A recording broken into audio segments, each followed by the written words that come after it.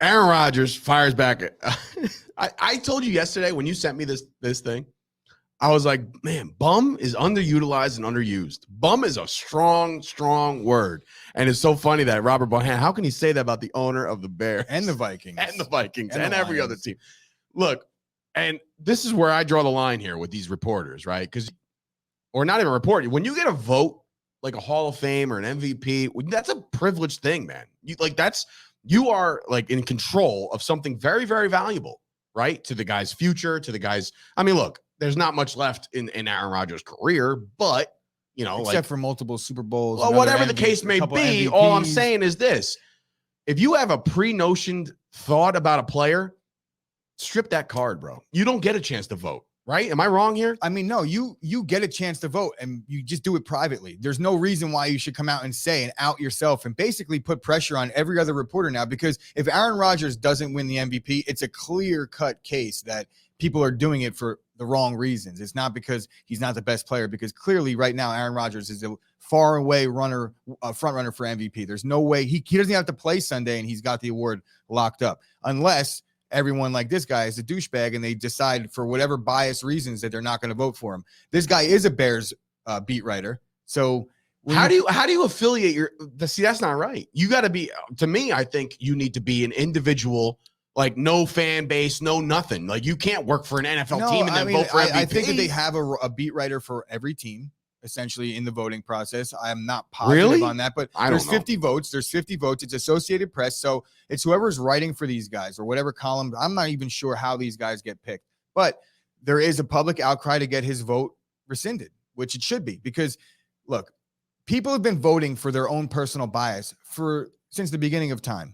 That's fine. It's always going to be like that. You have human element involved in this. So there's always going to be that. But when you out yourself that you are actually you're going to use the human element and actually be biased and tell everybody this prior to making the vote, then I think that it takes a lot of the voting away. It's like, what are you doing? They did to Jeter. The cardinal rule is you don't disclose who you're voting for or who you didn't vote for until after. Oh, there you go. Robert Bohannon coming in. Look what they did to Jeter, because that guy had a vote. That guy should not have a vote. If you have a personal bias against a player, any player in the league, not just Aaron Rodgers. If I'm a beat writer for the Cowboys, right? And they're like, Dave, we're going to give you a chance to be a voter in the MVP voting. That's not, you should not do that to me, because I'm not voting for guys like Saquon Barkley. His quote was, I'm not voting for that guy because he's a jerk and the best. Whatever, you guys just heard the whole thing. Rodgers' response, I think he pretty much quoted the guy with his response, so I don't need to get into that. But did you see his apology? That's like his half-hearted apology. No, he came out and he basically apologized for disclosing who he was going to vote for or wasn't going to vote for, and not his reasons behind it. Do you remember those days back in the day when you didn't disclose who you're voting for president? You didn't. You didn't tell anybody. Yeah, but no one even asked you either. that aside, that aside, this is like a moral thing. What do we ethics? It's an ethical thing amongst reporters. Like, you're putting these other guys in a position now where the pressure's on these guys. Now everybody's going to be asking them, who are you voting for? Tell you what, the reason why is it because of Aaron Rodgers didn't get vaxxed? Unless we're talking about Baseball Hall of Fame, right? Like where these reporters are coming out and they're siding with things, meaning like, hey, like Buster Olney or something like that. Hey, or what's the other one? I can't even think of his name off. Carl Ravitch? No. Anyway, it doesn't matter. So when they put out their votes, they say Kirkjian, not Kirkjian, but he should do his own podcast for an hour. No, what I'm saying is these guys come out and they say, hey, here's my voting card. Here's what I voted for. So you people can realize that I voted for a Barry Bonds or a Kurt Schilling or whoever else linked to steroids or whatever. This is my stance on it. This is where I'm at. Fine. The vote's already submitted, right? You can say who you voted for. There's no issue with them really. I think that's always been a thing where the AP pretty much asks their voters to not disclose who they're voting for until after the vote. It's that simple. Right. There's no for this guy to come out. There's no unethical thing about it when they're releasing it after the fact. Right. So for this guy to come out before the fact and say like, nope, he ain't getting my vote. Well, we're all watching you now, Associated Press. What are you going to do about it, bro? Are you going to strip him of the vote, bro? I think you should. Yeah, I think the AP has to take that vote away from that guy and give it to somebody else. I remember Mike Francesa had a vote for the Hall of Fame. And he would talk about his vote for the Hall of Fame after the fact. You never go into something. Until guys like Mike Francesa don't have votes for things, you're never going to see any of the new age shit going down. Like all the steroid guys will never. They all got to die. They all got to die. Yeah, I mean that's dark, but it is dark. But I'm with you. They're not removing themselves. That's their badge of honor, bro. That's them saying like, I still vote for the MVP, and I'm 87 years old.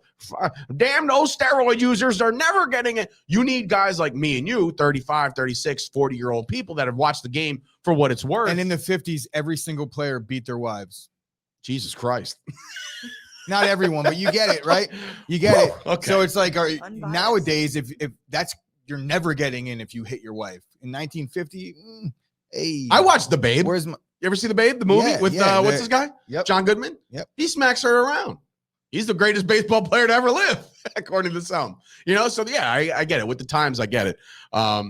Yeah, all right, there you go. Make a rule. You should only have a vote for 20 years. And once the game passes you by, that more likely means that your brain is also passed you by. Or you can't judge with an open mind because you're stuck in your ways. Your ways are not going to change. If you're against the guys that have used steroids or performance-enhancing drugs in baseball, that ain't never going to change. I am against them. Like I say even the goddamn playing field, let everybody do it. I shouldn't say I'm against them because I'm all down for whatever. I don't actually care about any of that stuff. Whatever is the product is being played on the field, if it's better, I'm down for it. The numbers thing never really bothered me. I thought it was exciting watching all the home runs, but you can't necessarily be like, those guys are cool. Like they didn't do anything wrong. They did. They fucked up. But I think the way the state of the game was, it needed to be fixed and they needed to be outed, right? To fix baseball, so to speak. But now, all right, time passed. Let's honor these guys now because Barry Bonds, Roger Clemens, the Major League Baseball made a lot of money showing Barry Bonds highlights. When you see a Major League Baseball clip now, guess what? You'll see a Barry Bonds home run. So if you're still using these guys, great name, point. Image, and likeness to make money for yourself and to promote things. Same thing the NFL used to do with hard hits. Do you remember watching an NFL preview for anything? It would be 25 illegal hits in a row. Yeah. Right.